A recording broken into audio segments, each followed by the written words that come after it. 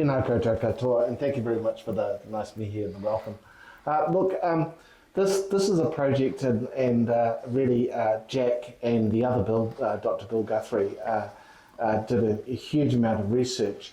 It all started many years ago when I was in working as an archaeologist in Northland, and someone would say, oh, there was a military camp there, and you would look and you might find a bit of broken concrete, and that was about it. And they'd say, oh, there was one up there, and then the brother would say, no, it was there. And all of a sudden you didn't quite know where you were.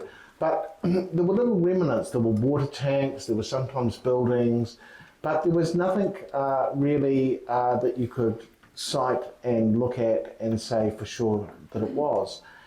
But it always intrigued me that there was a huge militarisation in World War II in Northland, and the reason for that is because of the possible invasion by the Japanese. They needed to build up a whole lot of infrastructure very, very quickly. And just as it was quickly built up, it quickly disappeared as well. And what we have here is just behind me, you can see a map which shows some of the camps that we found. So this is basically the scope of the project. So when New Zealand entered World War II, most of the fighting force went overseas. And the thing about is, as we know up here in the north with the sinking of the Pouhere and other vessels, the Niagara, they were sunk as a result of German raiders coming down here and laying mines, and in cases off the east coast and also on the west coast of the North Island, also by using their naval guns. But as well as that, as well as the Germans coming down here and into our waters and mining our harbours, we also had the expansion of the Imperial Japanese forces, and they were expanding into the Pacific. And so there was a response here in New Zealand. Was the Public Works Department was to build defensive infrastructures. And I've got there over 60 military camps. I think, Jack, you could probably say there's more than 60 military camps. I think there's probably 80 military camps. But the point about them is that they were kept secret. They were kept secret obviously because for strategic reasons they didn't want the Japanese to know where they were. They also had to keep them secret from the general populace because they wanted to. They didn't want that information feeding out. And so these camps were known in a sort of almost like a half whispered kind of truth that was around Northland at the time. And those that were brought up here and their parents or maybe as children, you may have heard about some of these military camps, but we didn't know too much about them. So Jack and Bill very, very kindly volunteered to help us in recording, documenting and locating these camps in Northland.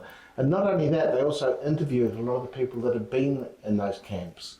And that was really the last group, the last bit of information we had, because some of these people were now 102, 103 that had actually served there. So this is why these camps started up. This is how Japan is starting to expand, and it was a very, very rapid expansion. And it, as you know, with the sinking of most of the American fleet, apart from the aircraft carriers at Pearl Harbor, it meant that they swept through the Pacific, and there was a lot of fighting that happened in Papua New Guinea, and bombing of Darwin, and New Zealand was looking like it would be the next cab on the rank. So why was Northland so heavily defended? Basically, Northland had good harbours, and if you have a Japanese invasion fleet, this is the place they would come. It was the closest to their supply lines. It was seen as a soft target. We had a low population, wasn't easily defended, and we've got a very large coastline. So if you were wanting to invade somewhere, Northland was really a very good place to come into. So what happened is that as part of that naval response, we had the Whangarei Harbour and the Bay of Islands were mined, and gun places were erected, and also at Whangarei Harbour, as you know, at the end there was installed at the heads. And I think that for instance, in the Bay of Islands, there was over 300 mines, various mines installed there. There was also a whole series of gun positions, not only on some of the islands, but also on the mainland. It was called the Box. It was a defended area in which, if vessels or people would come in there, hopefully you could contain them within this box, within this defensive box. But we also had airfields, Waipapakauri in the far north, just north of Kaitaia, and Jack's going to talk about that. Whangarei, Kaitaia and Kaikohe, these were all upgraded to support heavy bombers if they were needed, and also fighters. And we also had radar stations at Pandora, which is again in the very far north, Whangarei and Dargaville. So what we're seeing is a whole lot of very important military infrastructure being pumped into Northland in this critical period from about 1941 to about 1943.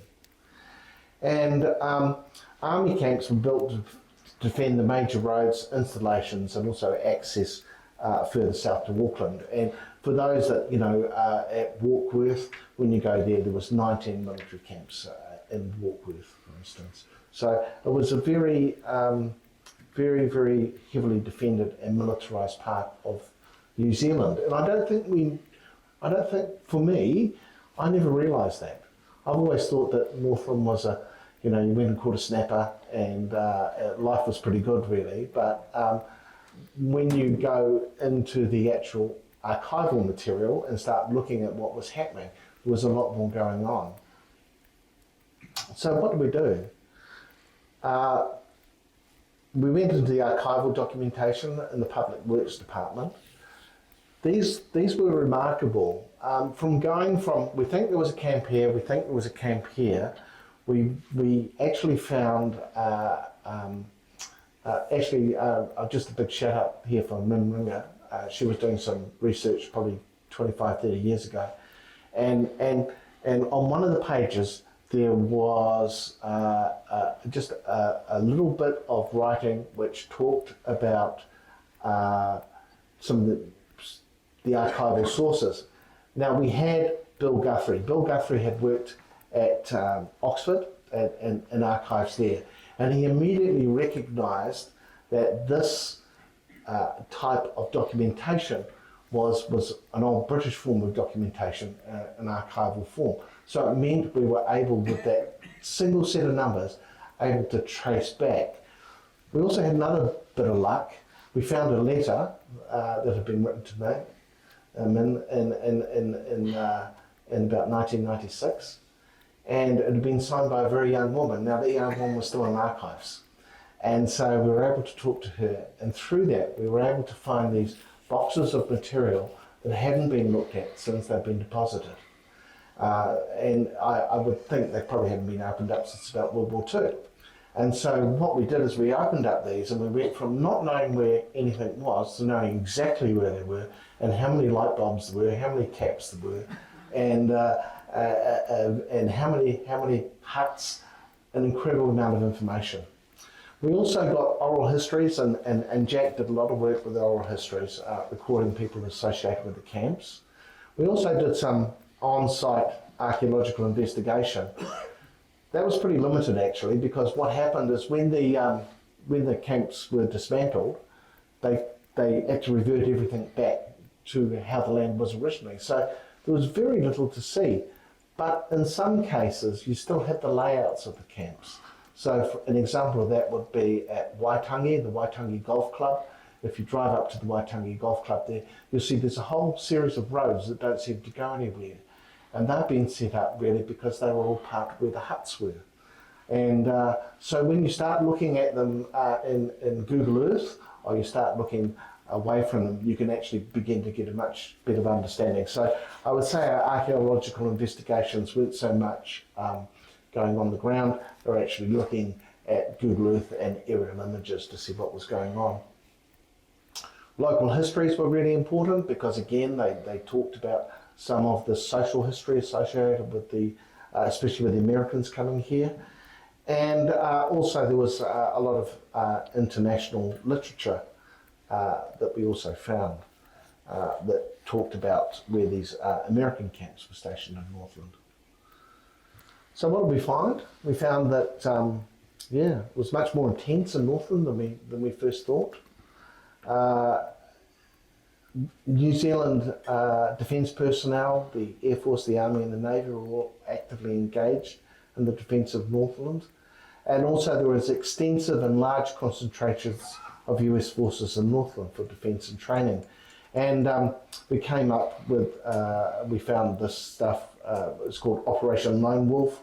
And basically it was for the US plan for establishment of rapid expansion of amphibious forces. But what they needed was a place to train. They needed a place where they could train, and they needed a place which was away from the prying eyes of the Japanese. And so we were part of this Operation Lone Wolf. So I'm going to just switch over to Jack now. Jack's going to talk about what he found at the Whangarei Harbour. Yeah, kia ora Bill. Hi everyone. Yeah, I'm Jack. Anyway, yeah, just getting back to Whangarei Harbour, as I think we all know where it is. It was quite a strategic point, as with the Japanese, where obviously being, as Bill said, a deep harbour, and further down in the Bay of Islands was a deep harbour. So the Japanese, it was the first port of call for the Japanese to come, simply and utterly because Northland at that time, we've got to remember, in 1939, 1940, Northland was pretty remote. We didn't have any McDonald's hamburger stands or anything like that, and most of it was all gravel road. So so the defence was the main port of call. So what we did, the Barraclough, Colonel Barraclough, Colonel was it? Yeah. Barraclough, he set up the first division, which basically took over all of Northland, and our defence wasn't very good at all. We had very few men, that's for sure, to in the first division to look after the defence of Northland because it was so remote. So the Whangarei Harbour, basically, we as you go out, if people have been there, you go out there. If you're going out by boat, on the right-hand side or the starboard side, you'll see a gun, quite a large gun emplacement there, called Kingfisher Point. It's very interesting to see if you know what you're looking for. What about the? Oh yeah. How do you do this? How do you do that? Just go like that and flick. There you go. Okay. Right. Yeah. Cool. Are you going to do it? Okay. Okay. Good. Yeah. Right. So as we can see here, people can't see it because of this here, but never mind. Just up here we've got. This is Kingfisher Point here, and this is basically where the camp was established. And out here we've got huts all in the bush, and out here was the gun emplacement, a field, what do you call it? Ranging station. Ranging field range out here, and where's another? Yeah, you can see the maps there too. Oh yeah, the maps, right. We'll talk about those. So what we did in archives, and we found all these painted drawings in archives, which is absolutely amazing, and they're almost to scale, that's for sure. So what we did with these maps here, which were hand painted, and we put them over Google Earth, and it was so precise it was creepy to see. It really was. It was amazing. So anyway, the Army, the 9th Heavy Regiment, they looked after the gun emplacement. And on the other side, which we can't quite see on these photos, was another place run by the Navy. And in the just north a wee bit of the Kingfisher Point, we have the narrow channel, as most of you will probably know. And in that channel, they laid mines. The Navy laid these mines. And on the opposite side of the peninsula, just over here, there was an observation point. And so the Navy were looking for any guns, any ships, that would come into the harbour. They would set off 3 sets of mines, which were non-contact mines, and by that I mean they were sitting on the hill, and if the ship came over the water, they'd press the button and away they'd go. They weren't like the spike mines which we normally see in movies and things like that. So yeah, that was, you'll see up here somewhere on there's some photographs there of the actual pillbox, which is still in the bush up there, which is on private land. It's an amazingly built building, that's for sure. And yeah, if you can get permission, it's well worth a look. So yeah, that was, so we've got the Northern Division looking after the Northland, basically. With all the rivers and valleys that we have in Northland, and all the bush, of course, at that time, there was only one artillery route right through Northland. So it was relatively easy, or so we thought, to defend the place. We had the Home Guard, which many of your parents would have been involved with, and they were looking after things like bridges, pulling logs across the bridges, things like that to slow down the enemy that was imminent to come in. So yeah, that was done pretty much all through Northland, right from.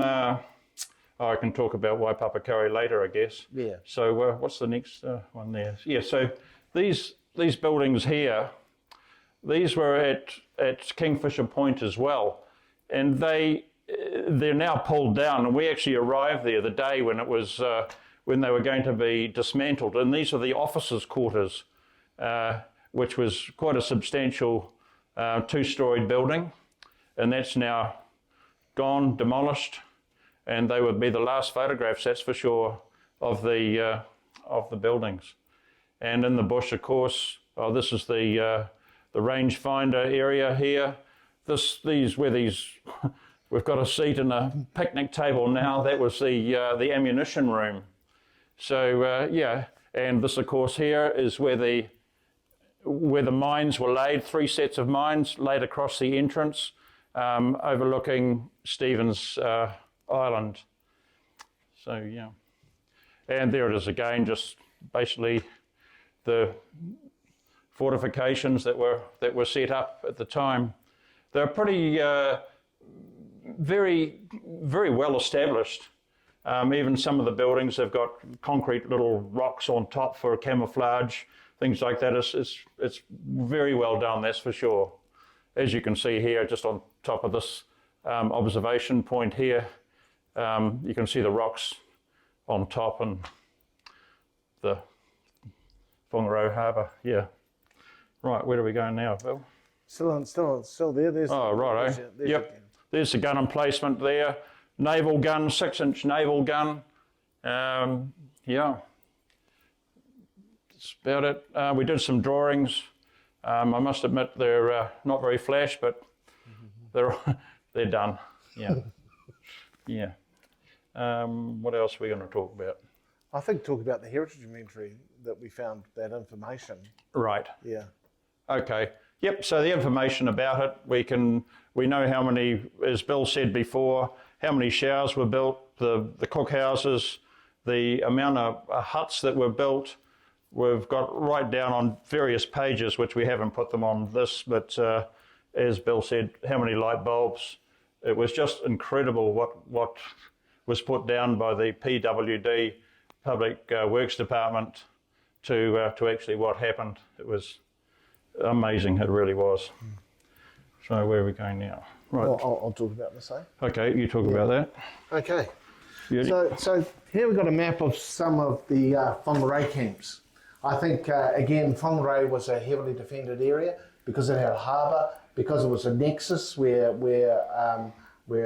got narrow. So, and also, you know, it was the next stop was Auckland, so they needed to defend Whangarei heavily. And you can see here that there's a number of sites. Here we've got Pouhere right down the south, Mangatoroto, Waipu, Portland, Ruatangata, Monganui Bluff, Kauri, Kamo, Kara, Mangatapiri. So there was a lot of camps in the Whangarei area. And for each of these camps, we have a data sheet. And we've actually given all the information to the library here. So each one of those camps is a data sheet which shows the original documentation, a 500-word summary, and also what it's about. This is the gun emplacement at Whangarei Heads. Here you can see the picture here. This is from our original PWD documentation here, and it shows the location and the map reference, so everybody knew where they were. And here's the gun emplacement, which you can go and visit when you go for a walk. And of course, it's got the picture inside, which I haven't got a picture of, showing the bearings of where you can aim to. I think I might have fired once, but never in anger, which is great. The other one, of course, is parks. I think there's a huge history of sort of trotting clubs and racing clubs being used in World War II, and because a lot of the camps like Ellerslie and Green Lane and of course Kensington Park were used, and the reason they were used is because they were a big expanse of land in the middle of town, relatively empty, but they had all the services there. They had water, they had electricity, and so it meant that if you're going to set up a military camp, these horse racing places and camps were the obvious place to put them in. And I think that if anyone was looking at some research that might have some funding as a result of the racing industry, I would heavily encourage anyone to do that, because I don't think anyone's explored that yet. So if there's anyone here that's interested in some interesting research, there's a little throwaway. The thing about the Kensington Park is you can see here, you can see these are the structures that are placed on it. And there's the overlay of Kensington Park as we know it today, where those structures were. So if you're ever going for a walk around Kensington Park, realise as well as a World War I military camp, it was also used in World War II as well. And there are the structures. No doubt most of them have been destroyed and gone, but the point is they were there and we can see where they were.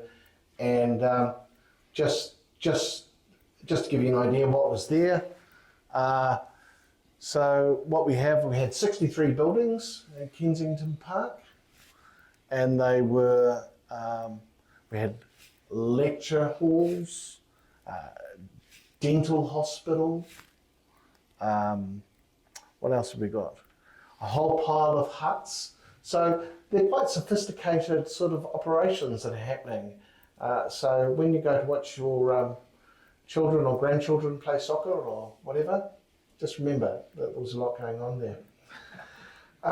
What I'm going to do now is pass again on to Jack.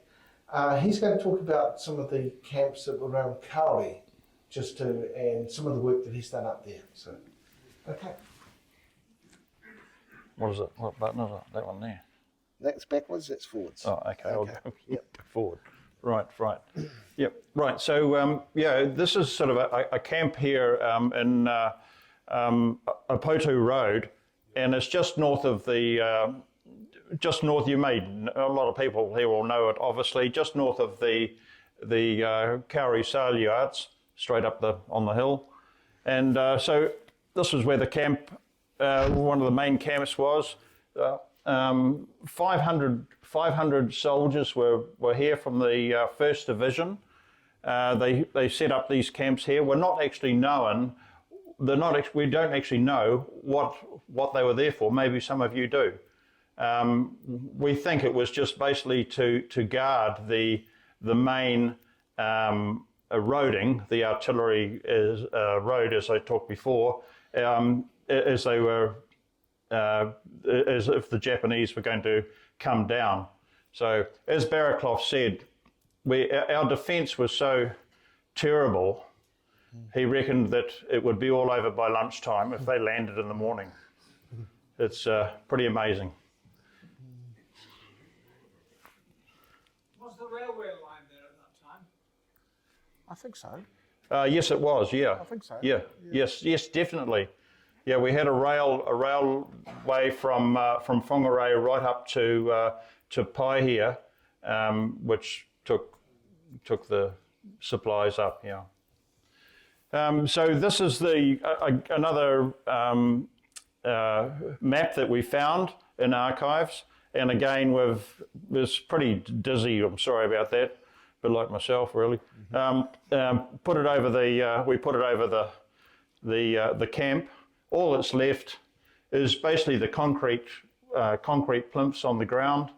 That's all that was left. Most of the buildings were built out of prefab, which were actually built in Whangarei, some of them, and some also in Auckland, and they were shipped up to all of Northland and built by the PWD.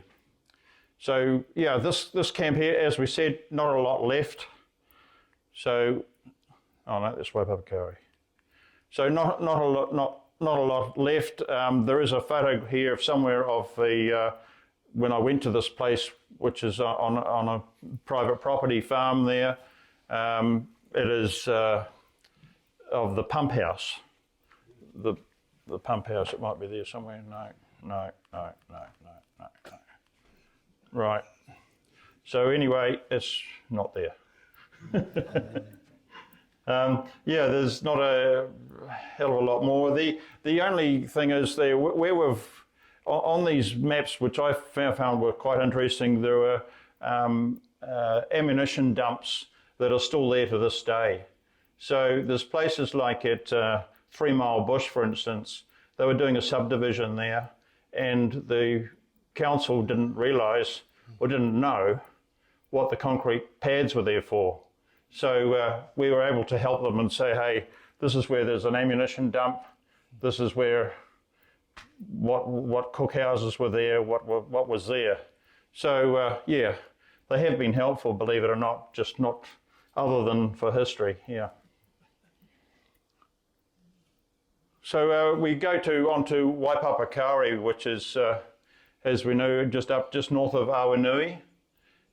This was quite a major airfield here. Right from Awanui north was a security barrier. So people that were farming there, they weren't allowed to leave, and they weren't allowed to go into the place unless they had obviously special permission to do so. So it was pretty strict on what happened. This airfield here was quite a substantial airfield. To the left-hand side, if people know where the pub is, I certainly do anyway, but just to the left-hand side there was supposedly a dummy airfield, which we've just found out about, and that was extremely, there's actually very little said about it, or little news about it, until just the other day we found a letter. We had a letter from a lady in Tasmania, of all places, and her father was a man called William Potter, and he was taken from his, or not taken, or spirited away from his family in the middle of the night from Hamilton, from his wife and 2 sons, and he was taken up to up to Waipapakāri, and as an engineer for the PWD, he was asked to build dummy aeroplanes. Now, a lot of these dummy aeroplanes were actually built in Auckland, and they were shipped up at night time and put together by this engineer and on the airfield. And each day they were shifted around, so just in case the Japanese were taking photographs or whatever, they could see, oh, they could be live aircraft, real aircraft, because they're being moved around all the time. So yeah, this idea probably came from Europe, as a lot of the planes were dummy tanks and planes and things were built in the States and shipped to Europe to set up, which helped save a lot of lives, that's for sure, regarding the D-Day. So here's a photograph here of some of the dummy planes. They're Lockheed Hudsons. We've got to remember that in our aircraft, before these Hudsons came along, our aircraft were Vickers Vincent's wildebeests, which were biplanes, and we had only about up to a dozen of them at Waipapakāri at one time, until there was a big wind and blew half of them away. And yeah, pretty devastating. So yeah, you can imagine it with a Vickers machine gun at the rear behind the pilot, and a 303 machine gun on the front. There's one of the handheld drop bombs. Yeah, there's one of the handheld drop bombs that we dug up there. It's not live. Had a bit of a dig. I think it's inert. I'm not sure, but yeah. So we dug up bits and pieces of the Vickers Vincent's. We think just bits of aluminium out of a bog up there. That was done in about half an hour. So we haven't been back.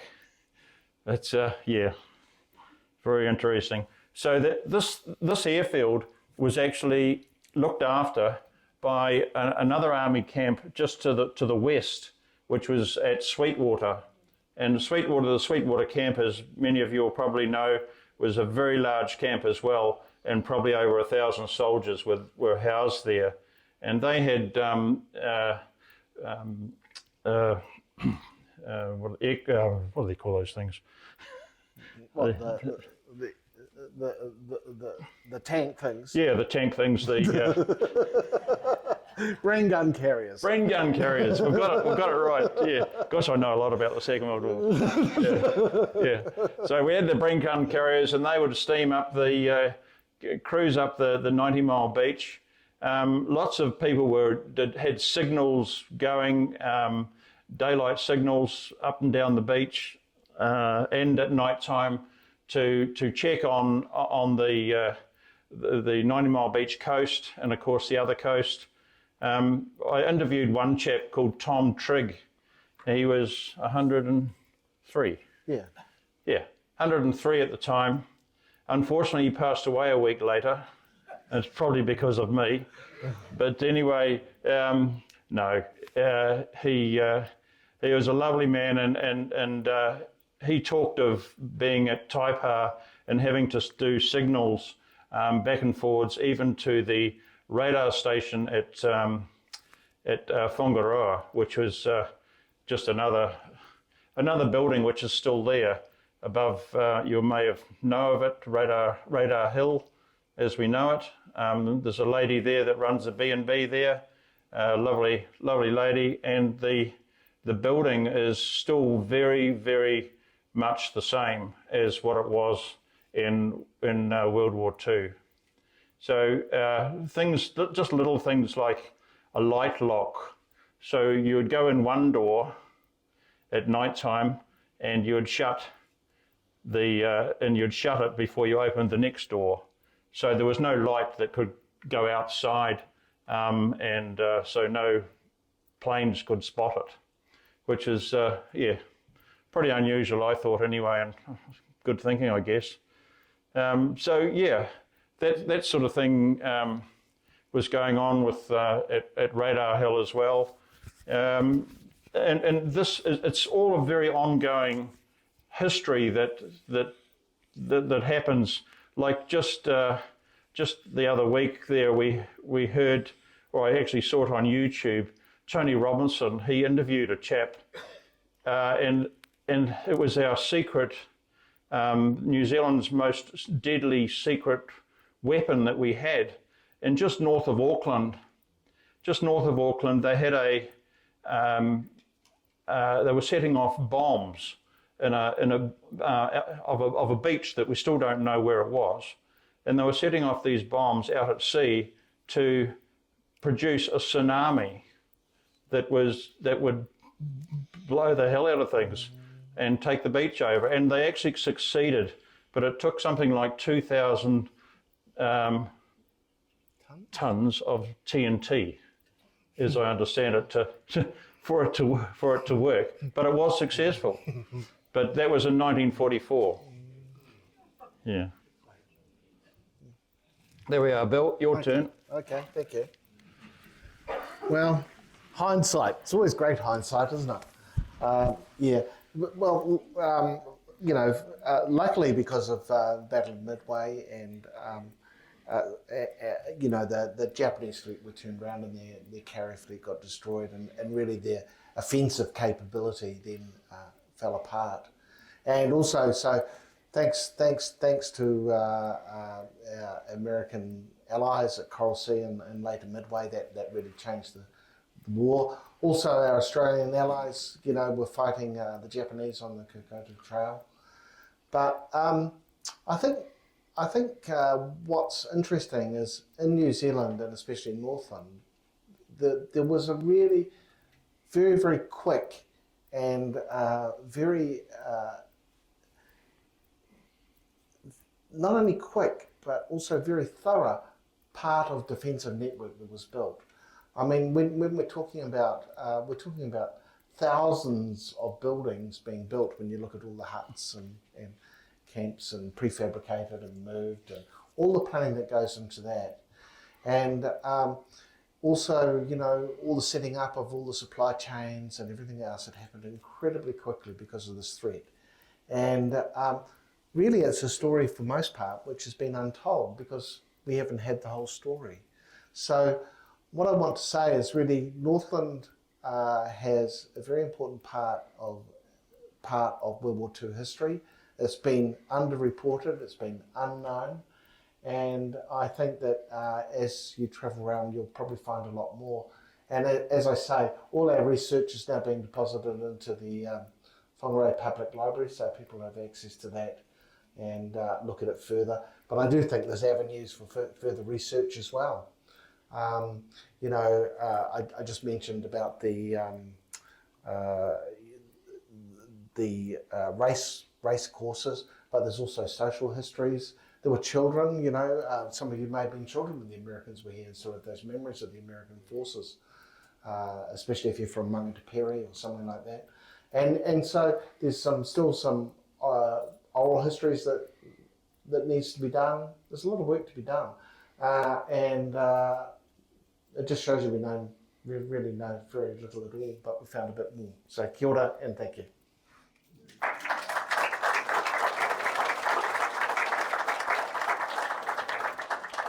Well, that was wonderful. I knew it was going to be fascinating.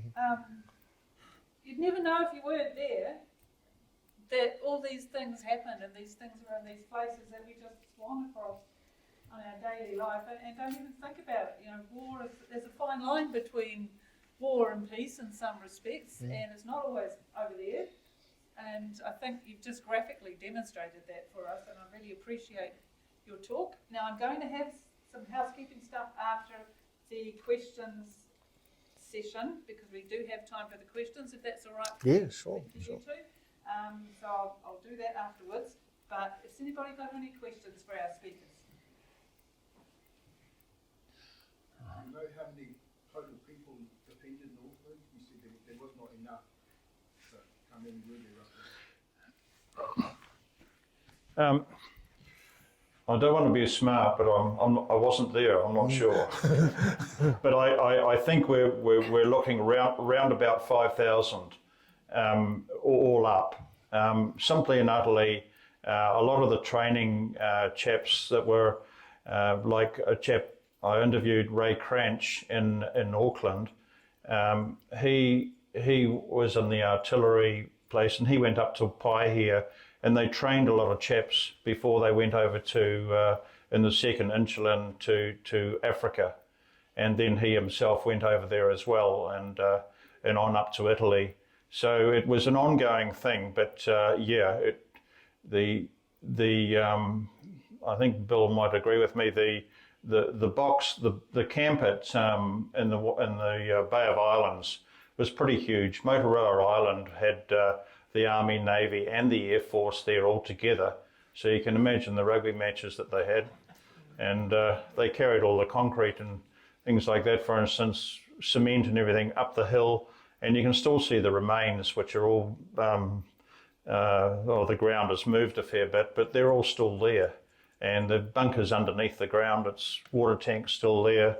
It's amazing the stuff that is still there. Yeah. I think the other thing is by 1943 the threat had gone, so it was a very quick response. And but we still had the Americans still coming in after 1943, not for defence, but really just for rest and recreation after they've been up into the Pacific and they come down. Yeah, there's also camps at Glenbervie and places like that where all the Americans. We haven't talked a lot about the Americans, but we've got to remember that with the Americans here, they did a lot of training here for Guadalcanal, and a lot of them married New Zealand women and went over there, and a lot of the women came back too. But anyway, that's another story. So that sort of thing happened. That's for sure. Yeah. Hi. Yeah, my dad actually defended Whangarei Aerodrome. Right. The camp was over by Lake Natu. Yeah. Natu. Yes. And they stood to on 90 Mile Beach one night to repel the Jap invasion. Yep. And his job was to issue the rounds as a sergeant. Oh. And he walked along the front line and said, "There's your 3 rounds. You've got a shotgun, you get 3. Yeah. You've got a pike, you don't get any." Yeah. And he went along the row and issued the rounds out, and that's all they had.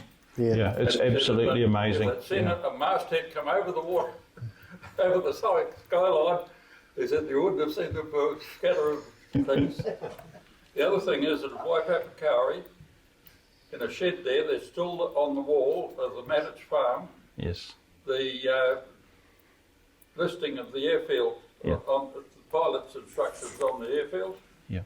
And they had a Bren gun carrier in there for 20 years. And I actually salvaged it, Wow. borrowed it off them and restored it. Wow. And it came down to Whangarei here, and then it's disappeared. I'm not quite sure. The chap that was looking after it for me managed to buy it off them in the finish and sell it. Right. And I was a typo, and I had the Bren gun carrier and various army trucks in there. So do you know how many people were at Sweetwater all up? No. No. There was quite a few camps there, that's for sure. Now Yeah. he's Yeah. gone. Yeah. Right.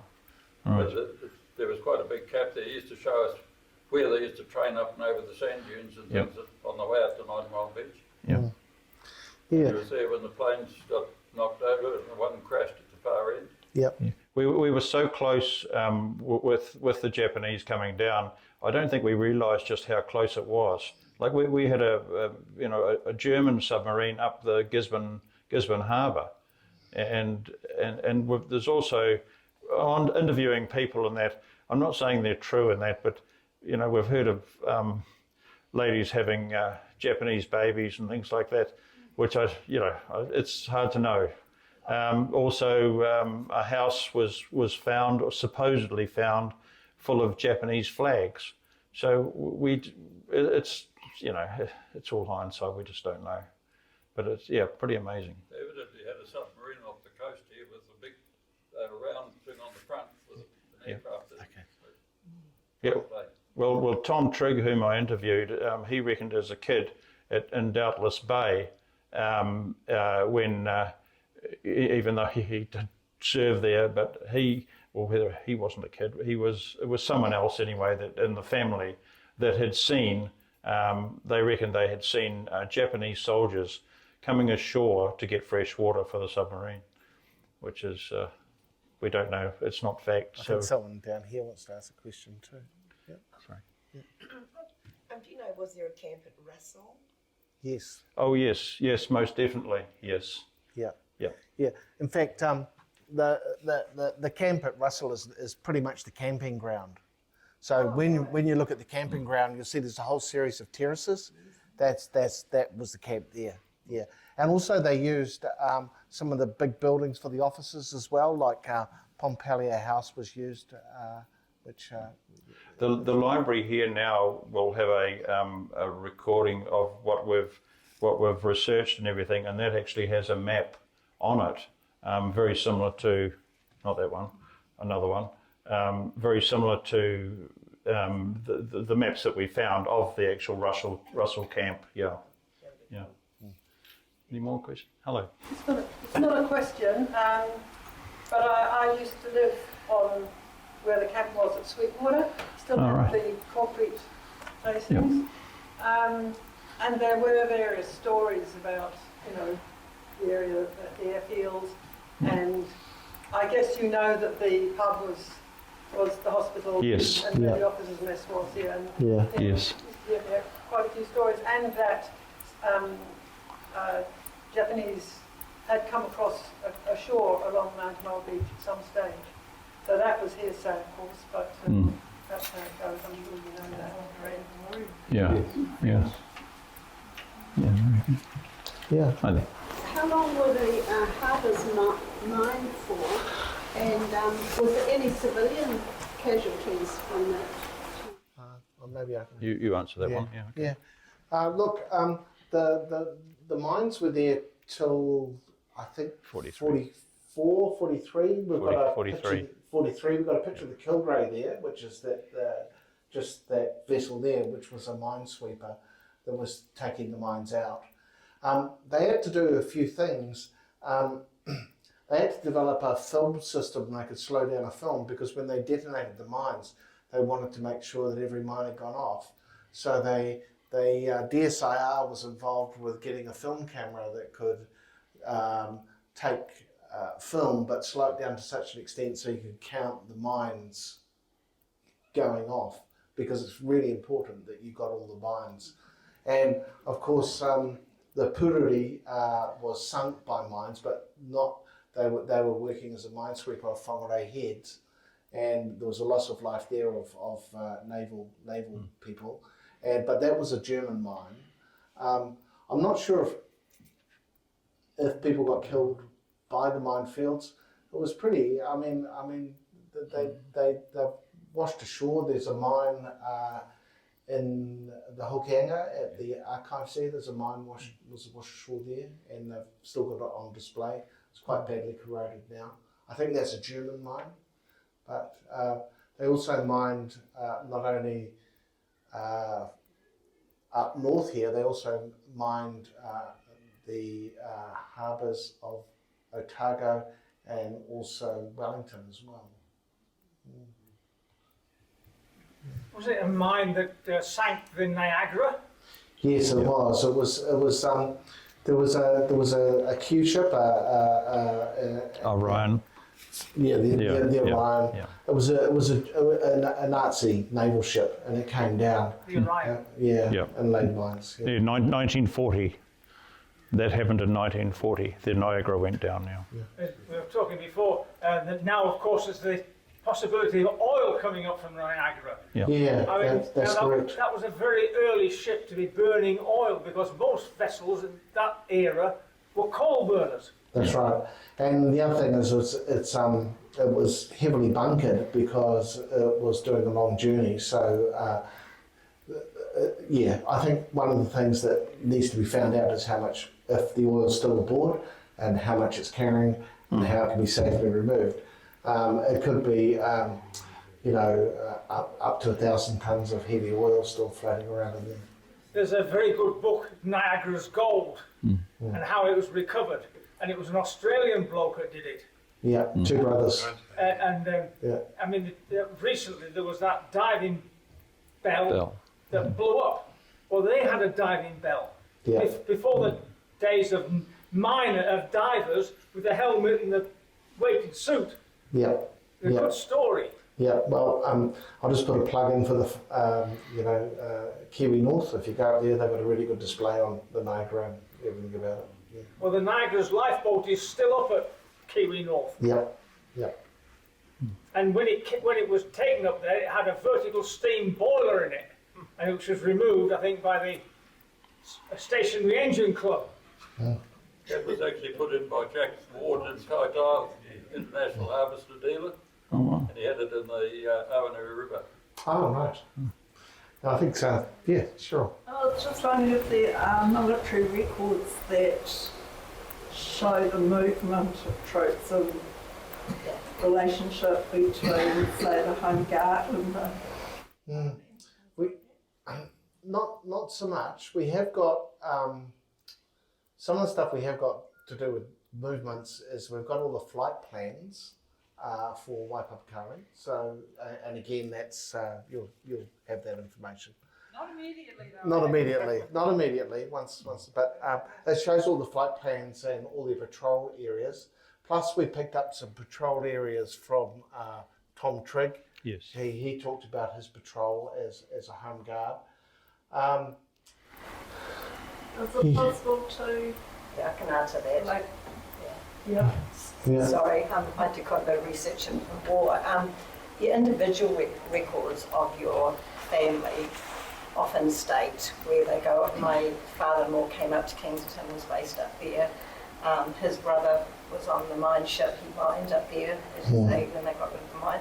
So often it says on there, your home guard, not so much, they don't hold records for home guard, but in your museums, your local libraries, they do hold a little bit of information, and newspapers will hold.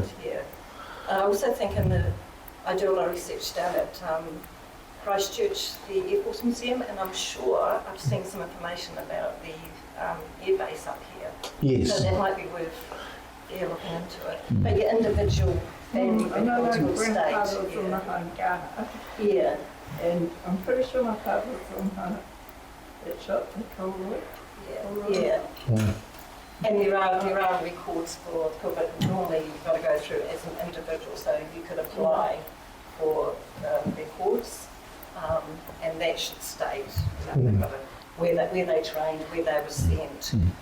Yeah, we're only talking about what we've done here today is talk about the main camps. There were heaps of brigade camps which were just tents and soldiers, and some of those would be 50 plus in those camps, especially up towards Waimate North and that area. There were camps everywhere, but we've only been talking about the main camps. Yeah. I remember when my father was in the Navy, but I remember him saying before they had them out to rifles. Yeah. And he talked about training up. Yes. Yeah. Yeah, Tom Trigg was one of those men, and we know where he went, and basically it was to Kawakawa to have the dances for the dancers. He reckoned they were pretty flash, so yeah. And that was all done on horseback, yeah. Sorry. Question back to the Niagara episode, for instance, say, outside Ruakaka, holiday park was on the German mines on display. Yep. Outside the road. And not a lot of people won't have access to the Niagara itself, but I have actually been up there after a good spell of fine, settled weather, and you can actually smell the oil. Yeah. It's quite incredible. Just in the last couple of weeks, you may know I have a fair bit to do with the Pacific and the bases over there, especially American. And just like, for instance, Truck Lagoon up in Guam, they've been asked by the United States to clean up the Japanese have been asked to clean up their act. So how the hell are they going to lift 90 plus ships off the bottom of Truck Lagoon is beyond me, and they're all leaking oil. It's huge. Yep.